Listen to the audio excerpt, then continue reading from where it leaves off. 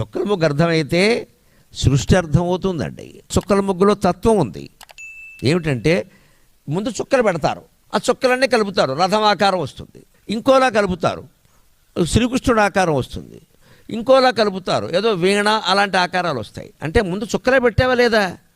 సరిగ్గా అనంతకోటి బ్రహ్మాండ జనని దివ్య విగ్రహ అయినటువంటి అమ్మవారు ఈ సృష్టి ప్రారంభం చేయడానికి ముందు చుక్కలను పెట్టిందమ్మా. ఆ చుక్కలన్నీ కలిపింది ఈ సృష్టి ఏర్పడింది. అంతకంటే అనేక కోటి బ్రహ్మాండాలన్నీ నీ నుంచి ఏర్పడ్డాయమ్మా. దివ్యమైన శరీరం నీది అన్నారు. దివ్య విగ్రహం అంటే గుళ్ళో విగ్రహం, దివ్యమైన శరీరం. దివ్యం అంటే ఆకాశం, దివ్య అంటే ఆకాశం. ఆకాశం అంతా నీ శరీరమేనమ్మా అన్నారు. ఆకాశం అంతా ఆవిడ శరీరం కాబట్టి ఆవిడ చెవి కుండల కమలు ఏమిటి? తాటంక యుగడు ఈ భూత తపన ఓడుపమండల.